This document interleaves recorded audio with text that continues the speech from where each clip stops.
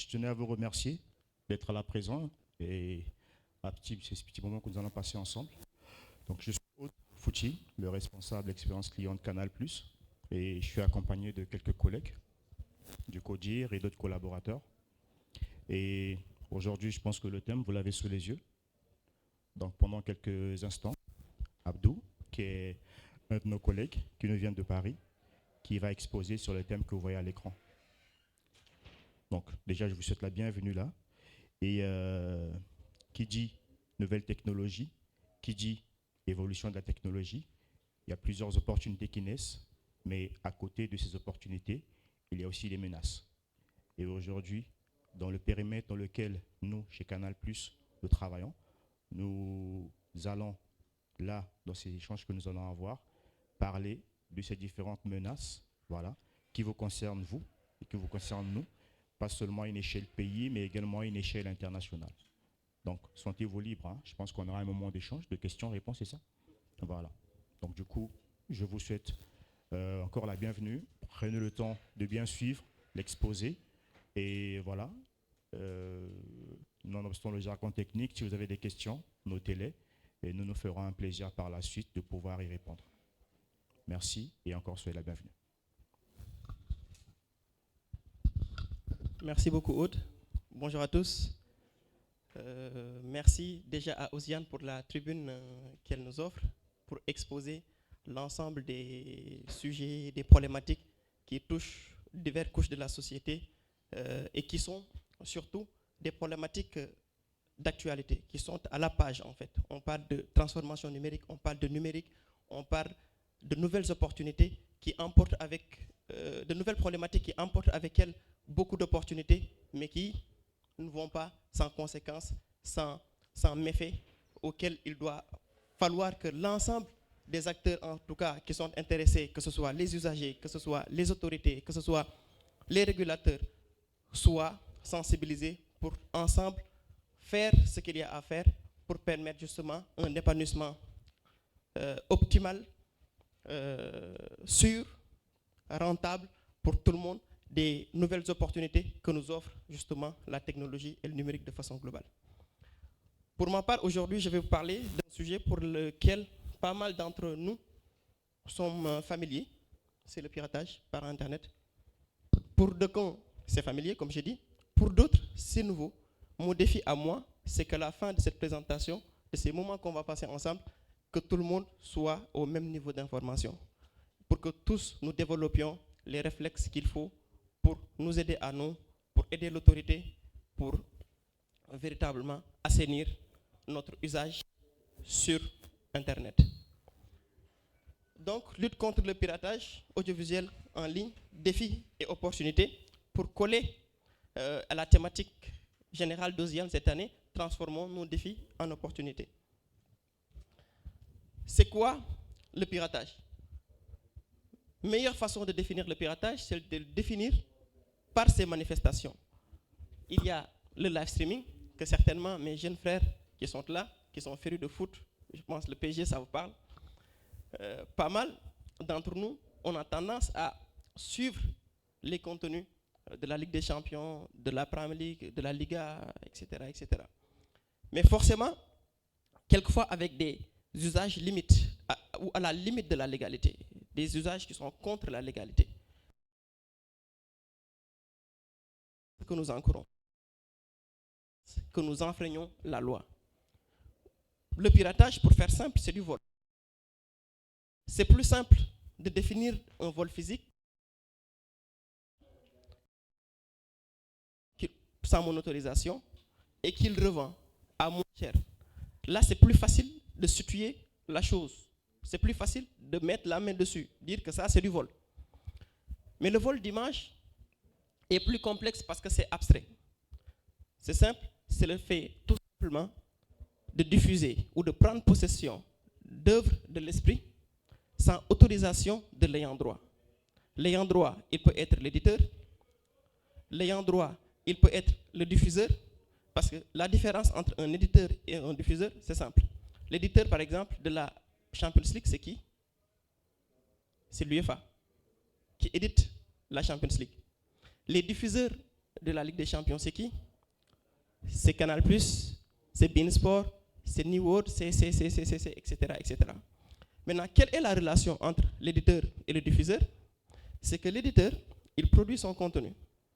Il investit beaucoup de milliards pour investir sur le contenu, pour produire le contenu. Et le diffuseur, il achète à coups de milliards pour avoir l'autorisation de diffuser, mais dans les limites, justement, du contrat qui lie l'éditeur et le diffuseur.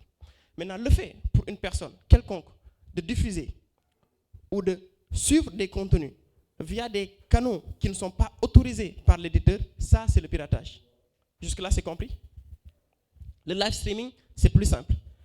On a des canaux Telegram, on a, par exemple, soir de match, je n'ai pas Canal+, je n'ai pas une offre légale, je vais sur Google, match PSG Marseille ou Real Barça, parce que c'est tout frais là, Real Barça en ligne. Je tombe sur des sites et qui me bombardent de publicité. Je suis le match, mais il y a beaucoup d'images contre les mœurs et tout. En fait, ça, c'est de la publicité. Derrière, ce qui génère ces chaînes-là, ils se rémunèrent grâce à cette publicité. Qui sont en Europe de l'Est, qui sont en Chine, qui sont en Russie. Les serveurs de façon illégale. Ne profite pas au pays, ne vous profite pas à vous, ne profite à personne. Et vous bombarde de cookies et de pop-up en quelque sorte et d'éléments, même sur la partie cybersécurité, protection des données, vous expose à vraiment du pompage de données, de vos données, je veux dire. Parce que ce sont ces données-là qui vont alimenter leur base de données et qui vont faire en sorte qu'ils vont cibler davantage les publicités. Ça, c'est le streaming. L'IPTV, plus actuel. D'ailleurs, j'étais assis tout à l'heure avec un monsieur qui me disait, moi j'ai une belle offre à vous vendre. Il ne savait pas que j'étais Canal. Il me dit, Canal a 200 chaînes. Moi, je vous vends ça. Il m'a donné le prix. Mais c'est normal, ça va être moins cher que Canal. Pourquoi? Parce que rien que pour la Ligue des Champions, Canal achète ça pour l'année à plus. C'était combien? 1 million d'euros. 1 million d'euros, 55 pour avoir le vrai chiffre. C'est 650 milliards. Non, 100 millions d'euros. Je dis n'importe quoi. 100 millions d'euros. C'est 650 milliards, en tout cas, de francs CFA que Canal investit pour diffuser la Ligue des Champions dans les pays. Maintenant, quelqu'un qui attend que Canal fasse ça, BIN fasse ça, StarTime fasse ça, et vienne tout simplement substituer l'image, c'est normal. Il n'y a pas de derrière. Il n'y a pas de salariés de Canal. Il n'y a pas de techniciens de Canal. Rien qu'au Congo, Canal, c'est combien? Plus de 200 ou 300 emplois directs. C'est au moins 1 millier d'emplois indirects. Mais le monsieur, c'est lui. Il n'y a que lui dans l'écosystème, en fait. Et lui, il gagne très peu parce qu'il a quoi sur une vente des 1000 francs, des 2000 francs, qui se limite à sa poche. Mais l'ensemble de l'autre argent sort du pays, c'est de l'évasion fiscale. Parce que nous, pour Canal, pour chaque vente qu'on fait, direct, les 18% vont à l'État. Et à la fin de l'année aussi, on verse au moins une dizaine de milliards à l'État en termes d'impôts, qui va participer à quoi? À faire des écoles, à faire des universités, vous avez entendu hier le ministre qui va investir sur Osian, sur la technologie, sur l'intelligence artificielle pour nous permettre de nous former, de former la jeunesse, pour que la jeunesse puisse être à la page, puisse répondre aux défis de l'heure, en fait, du moment, et être compétitif sur le marché international. C'est justement ce circuit-là que cassent derrière ces pirates. Les boîtiers IPTV, pour faire simple, c'est des applications ou des boîtiers qui sont... Vous en avez? Sinon, c'est un boîtier qui va faire le rôle et qui vont vous permettre à des chaînes de façon tout à fait illicite. Là, on est bon avec cette décision, avec cette définition. Il y a enfin le car sharing qui nous intéresse moins. Du coup, je ne vais pas du tout m'appesantir sur ce sujet. Maintenant, concrètement, je vais vous parler de manque à gagner. Là, c'est une étude fraîche qui a été faite sur la France, 2024. Avec ce piratage, on a un manque à gagner en France qui nous permettent, je donne l'exemple de la France, là aussi, Congo, mais ça se passe à peu près sur les ratios, selon les tailles des pays, selon le niveau de développement et tout. En termes de ratio, ça va être la même chose sur tous les pays, parce que c'est un phénomène qui est mondial, le piratage audiovisuel. On estime le manque à gagner à 1 milliard d'euros, à 1 milliard d'euros 500. 1 milliard d'euros 500, je vous laisse faire le calcul. C'est 1 milliard encore fois 650. 1 milliard fois 1,5 milliard fois 650. Pour vous donner le manque à gagner que génère justement cette activité, qui sont directement imputés au secteur. J'imagine qu'il y a des gens qui suivent bien la Ligue 1 ici, qui suivent l'actualité avec le nouveau diffuseur. Pour exemple, je vais faire une petite digression. À cause du piratage, à cause du fait que les ayants droit ne peuvent plus acheter les contenus en France, où Canal+ vient de la France. Canal+, en 1984, a été le premier diffuseur de la Ligue 1. Au début, on nous donnait la Ligue 1 gratuitement pour que nous développions la Ligue 1. On a développé la Ligue 1 à en faire ce qu'elle est. Tous les Africains qui regardent la Ligue 1, qui regardent le PSG, qui regardent Marseille, l'ont connu via Canal+. C'est après que derrière, il y a eu d'autres ayants droit. Actuellement, on ne diffuse pas la Ligue 1, sauf un match le samedi. Et on le diffuse via Beansport. Parce que, justement, on n'a pas eu les moyens de diffuser la Ligue 1 en France. On a les droits en Afrique, mais pas en France. C'est DAZN qui diffuse.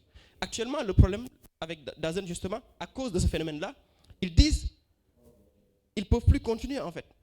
Ils disent à la Ligue qu'on ne peut plus payer, on ne peut plus continuer parce qu'on a acheté à, je pense, 400 millions d'euros les droits de la Ligue 1. Et là, on n'est pas rentable. On n'a même pas repris le tiers de notre investissement, alors qu'on est à la fin de la saison. Il reste 2 matchs, je pense, en Ligue 1. Ils ne sont pas rentabilisés. Et du coup, à part de cette année, ils vont encore lâcher prise. La Ligue va encore essayer de trouver un autre moyen, un autre canal, un autre partenaire pour diffuser la Ligue 1. Pour dire, en fait, l'écosystème est se bâti comment? Déjà, comme j'ai dit, il y a le pirate qui commercialise ses offres à bas coût, se substituant au canal légal. C'est comme si, moi, on avait nos voitures qui sont là garées, achetées légalement. Il y a des messieurs qui viennent, qui les prennent, qui font juste le tour et qui reviennent garer les voitures, disant que maintenant c'est leur bien. Ils vendent ça à 1 million, à 2 millions. Certainement, tout le monde va acheter des voitures de 50, 30 millions. Mais qu'est-ce qui va se passer? C'est que derrière, ceux qui construisent les voitures,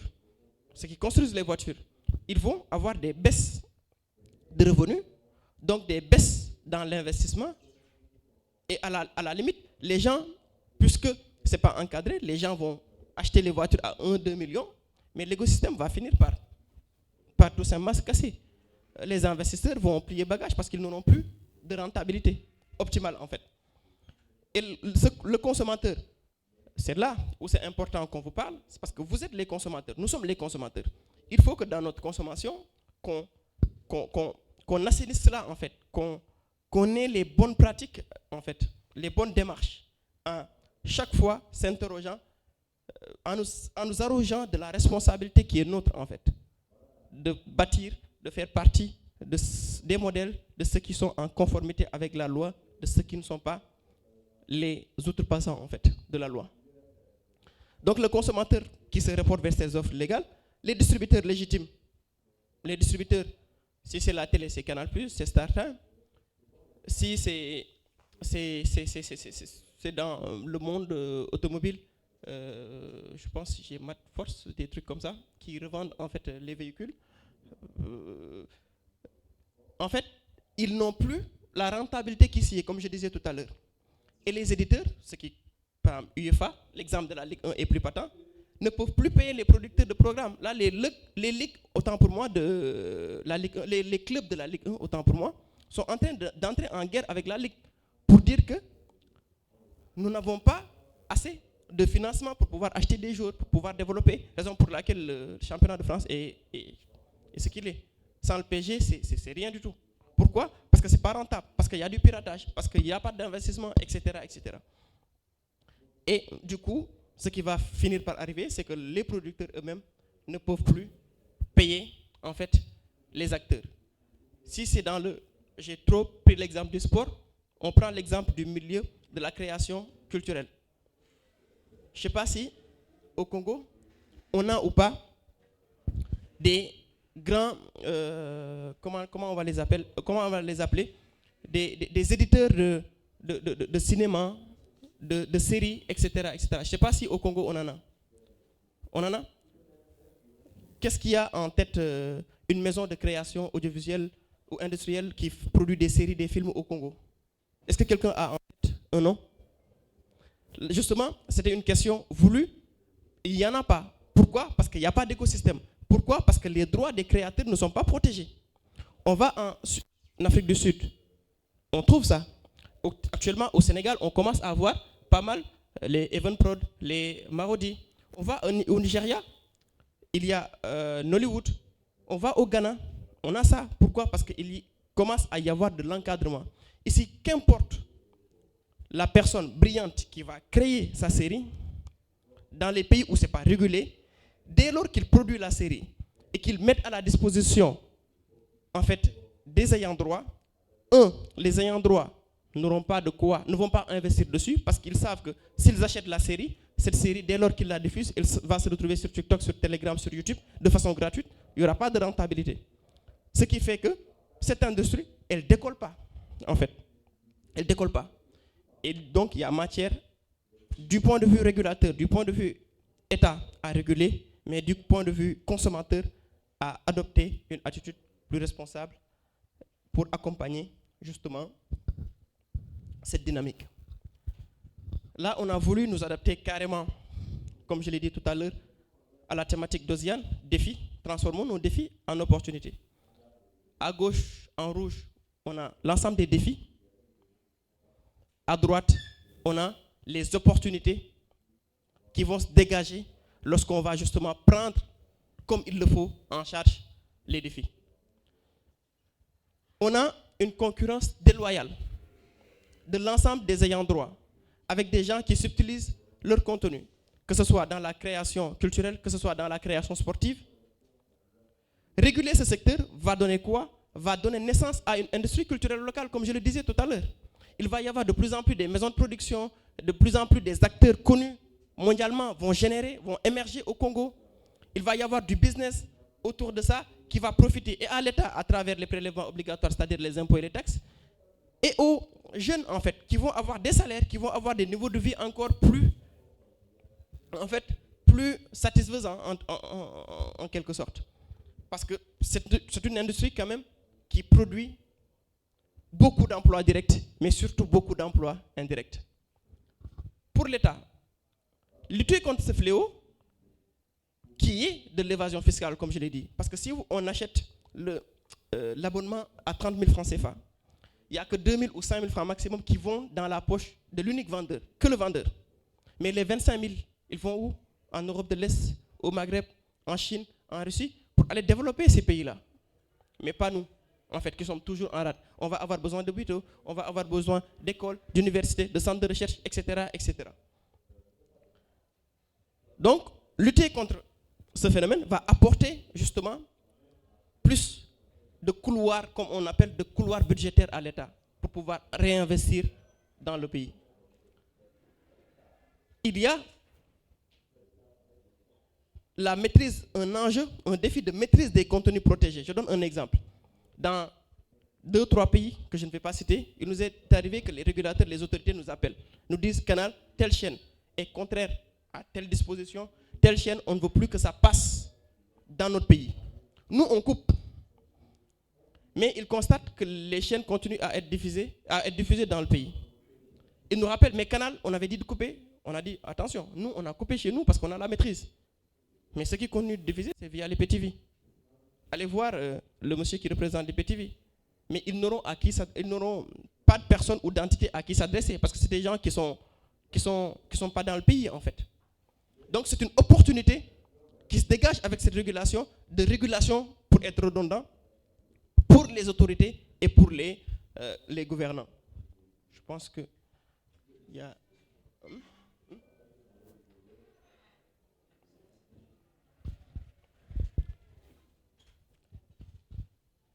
Et enfin, le dernier défi, parce que comme on le sait, le live streaming ou l'IPTV, légal maintenant, légal, c'est l'enjeu du futur. C'est le défi actuel avec les Netflix, avec les Apple TV, avec même nous, avec MyCanal, en fait, notre plateforme de streaming. Ça va être en fait l'écosystème comme la nouvelle révolution technologique avec l'IA, avec les nouvelles technologies. Côté production et création, ça va être en fait l'avenir. En fait. C'est même le présent. Les gens ne sont plus là à suivre du direct en fait. Les gens, ils suivent les contenus en fonction de leur disponibilité et de leurs besoins en fait. J'ai besoin de suivre le journal de 20h. Pas forcément, je ne suis pas obligé de le regarder à 20h. Arrivé tranquillement à 23h, je prends ma télécommande, je reviens sur le journal de 20h. Je veux sur un match, je m'abonne que pour ce match-là. Je veux. On n'est plus au dictat, on ne subit plus le dictat du direct en fait. C'est là où on va aller. Maintenant, pour les fournisseurs d'accès Internet, là, ce sera plus un message pour eux. Avec les applications audiovisuelles qui sont en train de développer, Maxit, s'il n'y a pas Maxit, il y a une plateforme, MTN a une plateforme de diffusion de contenu. Il y a RTL qui développe ça. Et l'ensemble des fournisseurs d'accès Internet, ils le font, et souvent, ils le font en collaboration avec les ayants droit officiels, que sont New World, que sont Canal, que sont Beansport, etc., etc.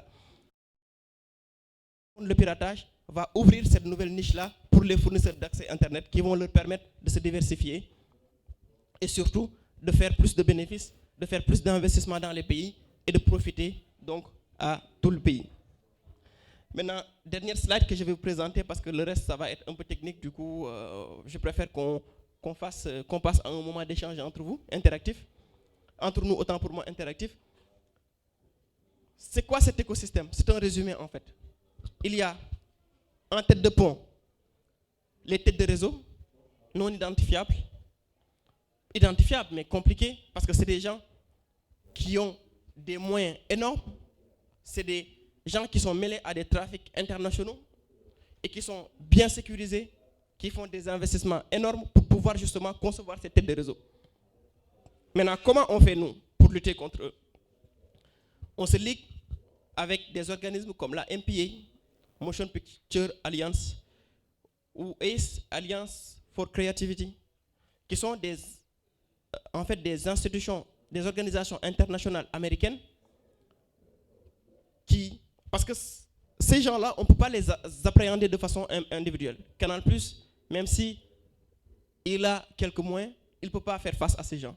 Donc, c'est des organisations qui regroupent des Netflix, des Apple, des FIFA, des UEFA, etc., pour pouvoir, en fait, juguler nos moyens, associer nos moyens pour pouvoir avoir la force de frappe qu'il faut pour répondre à ces gens-là.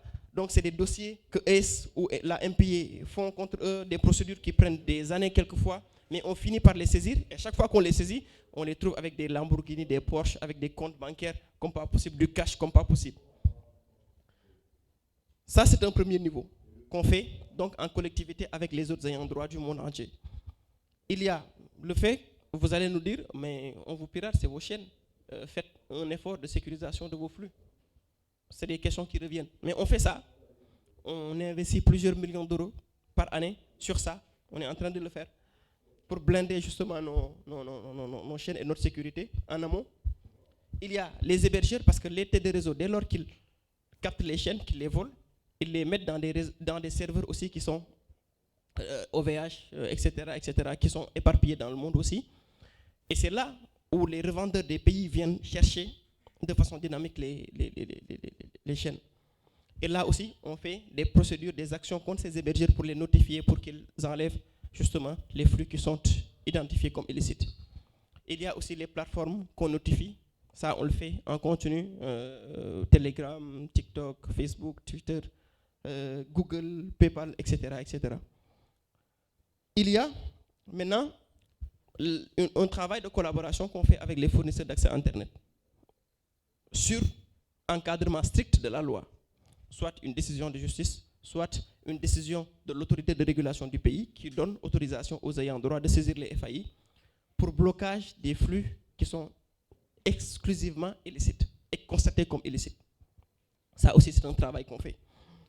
Et dernier niveau, c'est qu'on dépose plainte auprès de l'autorité, auprès de la police, pour que ces revendeurs locaux puissent être arrêtés. Ça, et il y a pas mal d'arrestations qui sont faites par tous les ayants droit, pas par les ayants droit, par les polices des pays dans lesquels tous les ayants droit opèrent, parce qu'il n'y a pas que Canal qui dépose plainte, IFA dépose plainte, Startime dépose plainte, Canal dépose plainte, BIN dépose plainte, et c'est des gens qui finissent par être traqués ou être malheureusement incarcérés. Et je ne souhaite ça à personne. J'espère qu'il n'y a pas de wholesale IPTV ici. C'est le lieu d'arrêter. Merci à vous. Je pense que je vais m'en limiter là. Donner à l'opportunité à ceux qui veulent de poser donc des questions ou de donner des contributions, qu'on puisse échanger sereinement ensemble. Merci.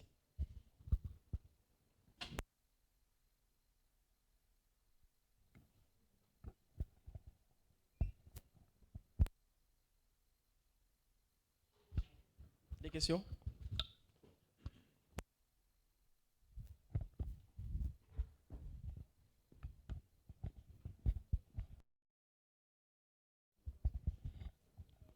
Merci beaucoup, monsieur. Je me présente, je me nomme monsieur Chris, un acteur dans le domaine également. Le service dans lequel j'évolue, nous avons pas mal eu qui sont présentés par les différents prestataires qui font le même service que vous. Pour ne pas se voiler la face, dans le secteur dans lequel vous évoluez, il y a plusieurs...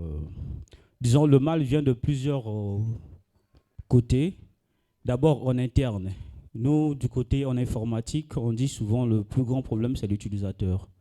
Et également, à votre niveau, le plus grand problème, c'est aussi les utilisateurs. Disons, votre personnel. Entrant disons, votre personnel qui s'appuie pour proposer ce genre de service. Donc, je pense que l'un des moyens pour faire face à ce fléau dont vous faites face, c'est de conscientiser le personnel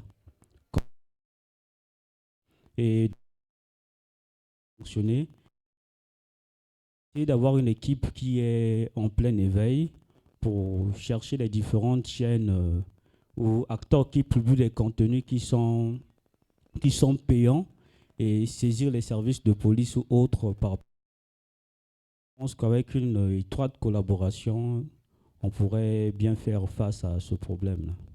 Merci. Merci beaucoup pour la question et la contribution. Pas une question, mais une contribution intéressante. Pour dire que c'est un sujet que peut-être que j'ai omis, mais qui est quand même très pris au sérieux par nous en interne, doublement. Déjà, pour situer la question, je pense qu'il est plus question ici, non pas des vendeurs et revendeurs de Canal+, que de Canal Box. Parce que des fois, on fait entre Canal Box, qui a pris la et Canal+. C'est deux activités différentes, avec deux directions différentes, deux sièges différents dans le pays et dans tous les autres pays, quoi. Quoique, c'est nos cousins à nous. Il y a, je vous donne une anecdote en juste, je pense que c'était jeudi ou vendredi, quelque chose, je sortais de chez moi, pas ici, là où je réside, il y a un revendeur de Orange qui m'interpelle devant la porte. Il me dit, monsieur, je suis venu pour vous vendre l'offre fibre d'Orange, quoi. Il est bien, il est ceci, il est cela, à moins de coût. J'ai dit, ok, je vais regarder. Il me dit, il y a un petit bonus. J'ai dit, c'est quoi le bonus? J'ai dit, j'ai la possibilité de vous vendre aussi, avec Orange, une application qui va permettre d'avoir 40 000 chaînes. C'est l'IPTV. J'ai dit, monsieur, moi je paye là où je vis, je nourris ma famille avec la lutte contre ce que vous faites là. Et il a tout de suite rangé sa carte et il est parti, quoi. En fait, pour dire que ce sont généralement les revendeurs de fibres qui font ça.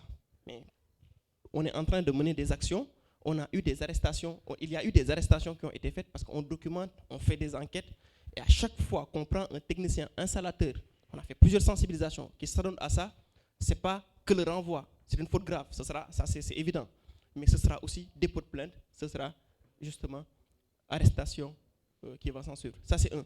Mais d'un point de vue canal, il y a un sujet qu'on appelle la fraude avec MyCanal. Des gens qui revendent des comptes MyCanal. Et ça en interne. Ça aussi, il y a une sensibilisation qui est faite en interne. Et à Madagascar, il n'y a pas longtemps, il y a justement un responsable qui a été incarcéré pendant au moins 2 semaines. Parce qu'on ne savait pas qui dans ses équipes le faisait. Et du coup, il y a toujours un responsable dans la vie. Et le responsable, par nature, c'est le responsable. Et c'était le responsable. Et du coup, voilà. Je ne sais pas si j'ai apporté une réponse à tes problématiques. Merci beaucoup.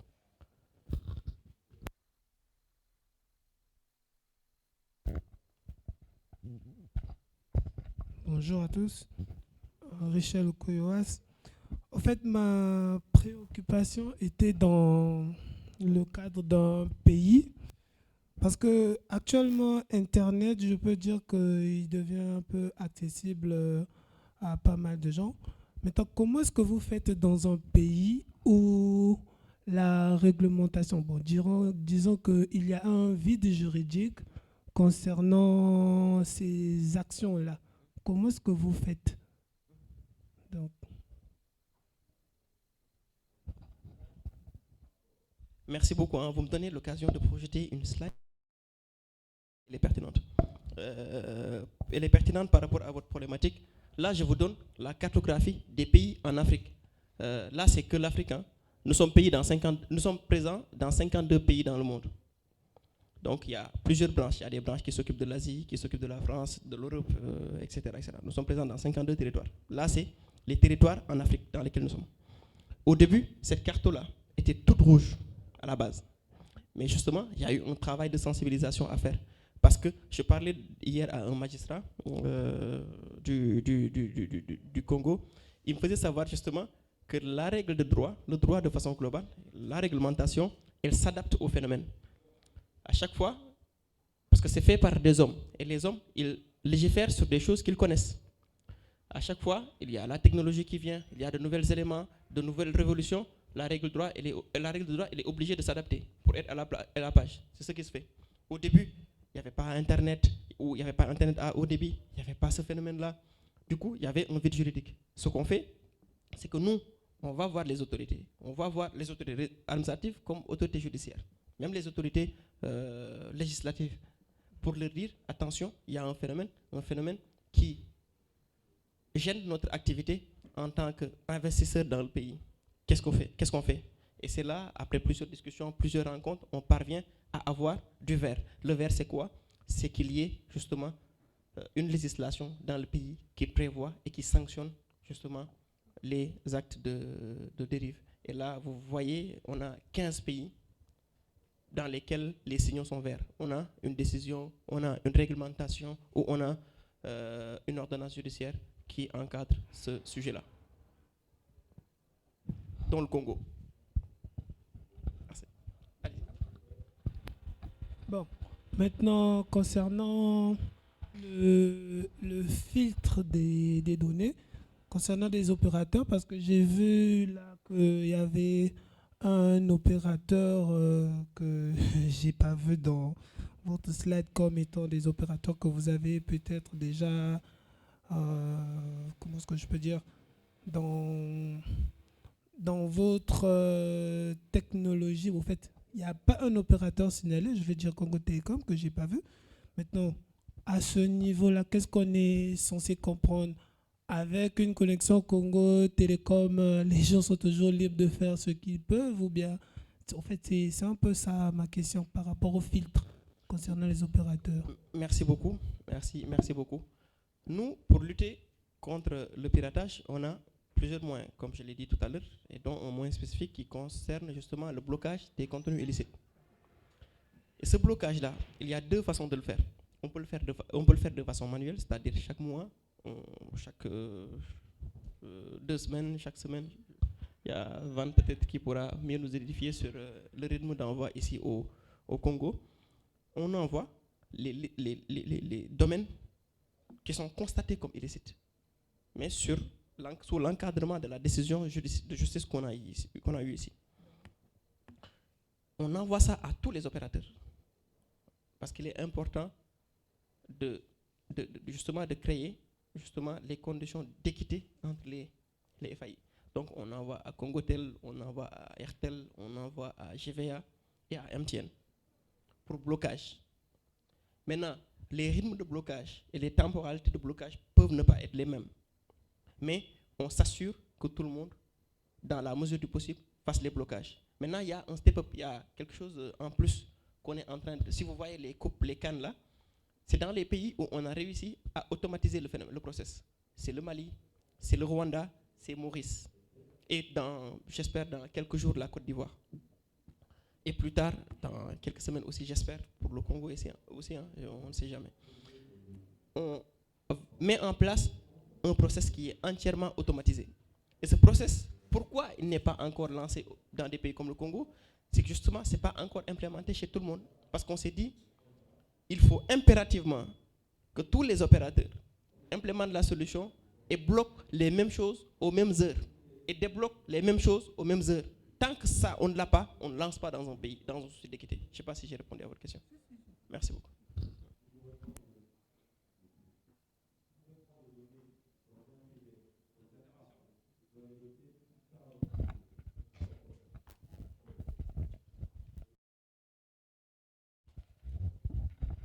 Merci, monsieur. Tout à l'heure, j'ai écouté attentivement votre exposé.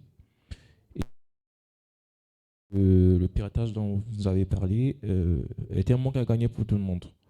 Alors, j'aimerais un peu prendre un peu la part des consommateurs que nous sommes, sachant que c'est nous qui, en quelque sorte, nourrissons les différentes plateformes qui existent, donc et d'autres revient de droit.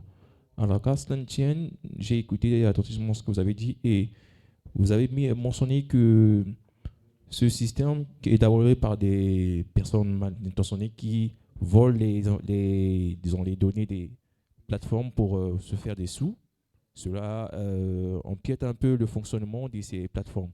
Alors, à ce moment, vous, étant donné que vous êtes les personnes mieux placées pour remédier à ce problème, quel est le système que vous établissez pour suivre de près ces gens qui auront l'habitude de pirater ces données? Quel est le système que vous mettez en place? Donc, je disais tantôt que par rapport à ce que vous avez mentionné que sur le piratage, en tenant compte des piratages qui se font par des gens, des tiers personnes qui veulent tirer profit de vos services. Alors, suite à cela, étant donné que vous êtes les mieux placés pour coordonner ces activités, quel est alors le système que vous établissez pour suivre de près ces gens qui piratent vos systèmes? Merci beaucoup. Hein. Pour vous dire, hein, déjà, en tant que défenseur des consommateurs, c'est bien. Nous, notre target, notre cible, ce n'est pas forcément de toucher ou d'inquiéter les consommateurs. Ça, c'est vraiment quelque chose qu'on fait en dernier ressort. Parce qu'on ne veut pas faire la police, on ne veut pas véritablement... Parce qu'il y a pas mal de gens qui s'adonnent à ces comportements parce qu'ils ne savent pas. Parce qu'ils ne savent pas que ce qu'ils font, c'est du recel, c'est du vol, etc., etc. Nous, notre objectif, c'est ça. Ce n'est pas forcément de les inquiéter à eux. Ce qu'on fait à travers notre équipe com, avec Marlène, avec Benoît, c'est qu'on fait de la communication, de la sensibilisation auprès des consommateurs, pour qu'ils s'acculturent du sujet, qu'ils comprennent que ce qu'ils font, c'est border, c'est pas bien, etc., etc. Maintenant, ce qu'on fait d'autre sur la partie technique maintenant, c'est que nous, on monitore plus les services qui sont illicites. On ne fait pas focus sur les usagers.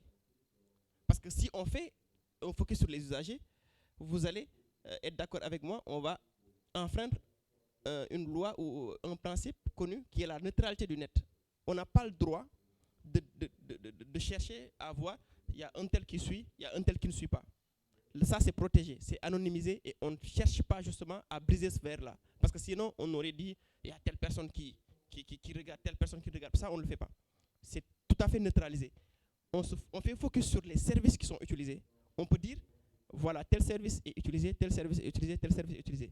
tel service est utilisé par tel nombre de personnes, tel service est utilisé par tel nombre de personnes, et on fait les actions nécessaires pour éteindre ces services-là. Pour l'usager, on ne fait pas focus sur son usage, on ne fait pas focus sur lui, quoi. On fait plus de la sensibilisation à son endroit. Je ne sais pas si ma réponse a été correcte. Merci à vous.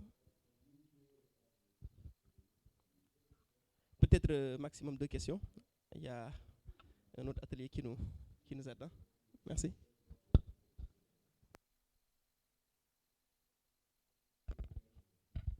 En fait, je voulais savoir, étant donné que vous interdisez l'autre là, comment est-ce qu'on appelle la diffusion de vos contenus, est-ce qu'il est possible pour ceux qui se sont déjà mis dans ce type de commerce illégal de venir auprès de vous, de se dire, bon, en fait, est-ce qu'il y a, il y a la possibilité de fournir aussi vos contenus de façon légale, c'est-à-dire de devenir un distributeur des chaînes par IPTV?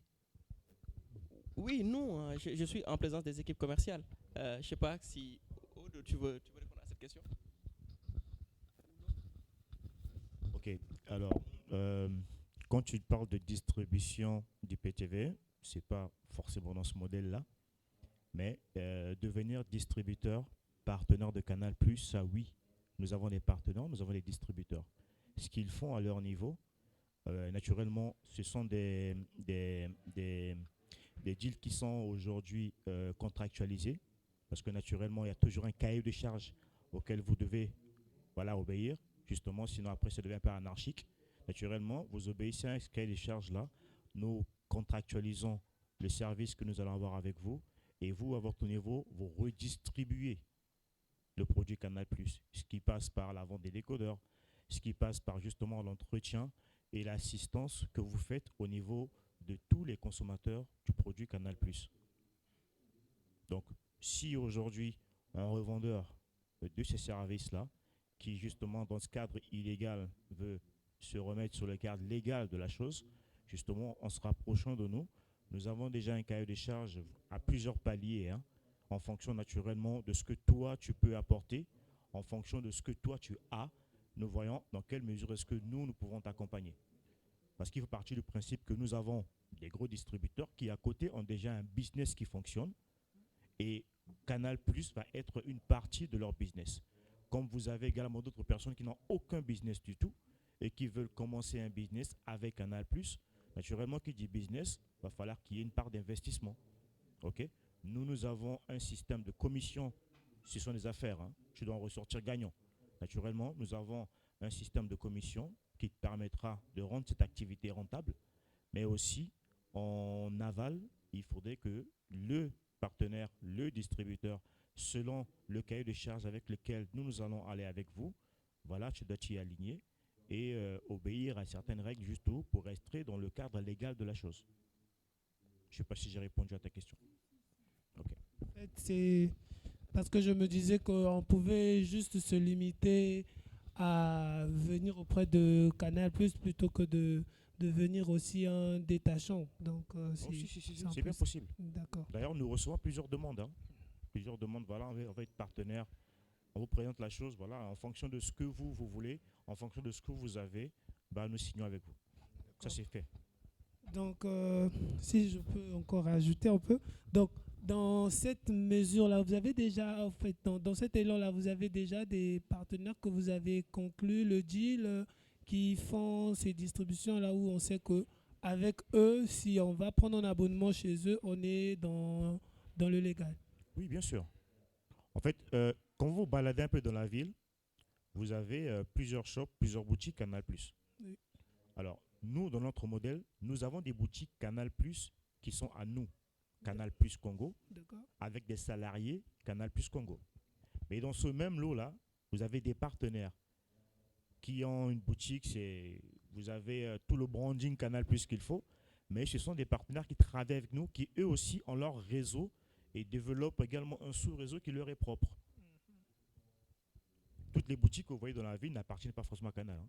C'est des opérateurs congolais comme vous, voilà, qui ont signé Canal+, voilà, et qui revendent du Canal+. Bon, en fait, j'avais compris. Ok, Mon problème, c'est avec l'IPTV, ok. avec le streaming live. Est-ce qu'avec le streaming live, on peut être un distributeur? En fait, ma question était, mon souci, en fait, c'était un peu de ce côté-là. Alors, C'est-à-dire que tu es une entité commerciale, par exemple, tu as ton nom d'entreprise ou bien comment, mais que tu fais du streaming live avec les chaînes Canal+. C'est-à-dire que quand quelqu'un ok, viendra prendre un abonnement chez toi, ok, yes, et redistribuer. oui, Bon, oui. déjà, je pense qu'avec tout ce que Abdou a présenté là, justement, ça aujourd'hui, le contenu Canal+, quand tu le prends pour le redistribuer, déjà, une entité, que ce soit physique ou voilà, morale, ne peut pas le faire. Parce qu'on a déjà nos canaux à nous, dont nous nous servons. Il y a déjà le satellite.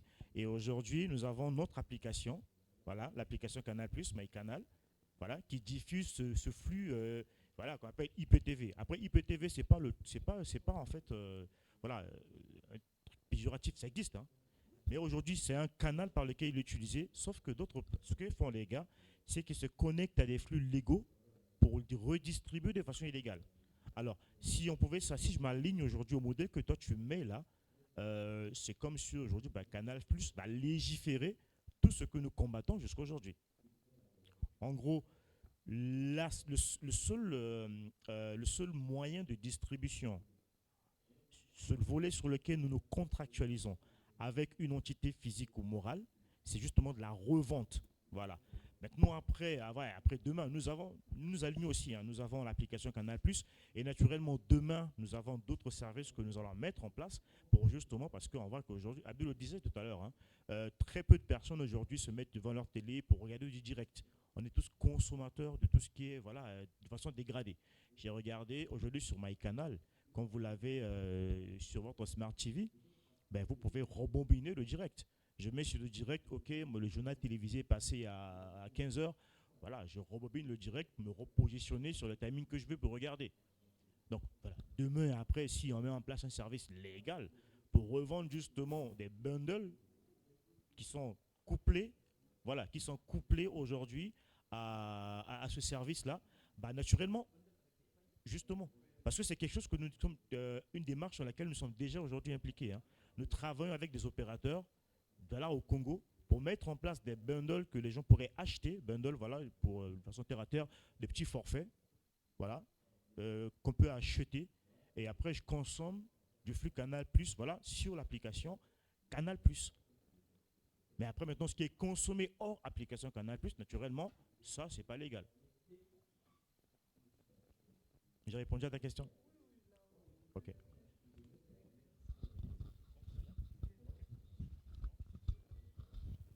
C'est bon? Plus de questions? Ok. Ok. Bon, on prend la dernière question. Ouais. Merci. Je vais encore y le débat sur le piratage. Alors, une question me revient en tête, savoir quelle réglementation vous appliquez pour permettre à ce que les choses se passent de la norme.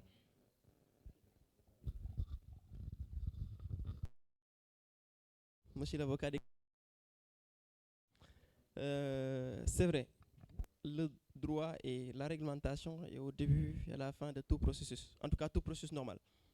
Il y a plusieurs niveaux de réglementation. Il y a le must, quoi, c'est-à-dire le meilleur. C'est la réglementation législative, qu'il y ait une loi qui dise telle chose est régie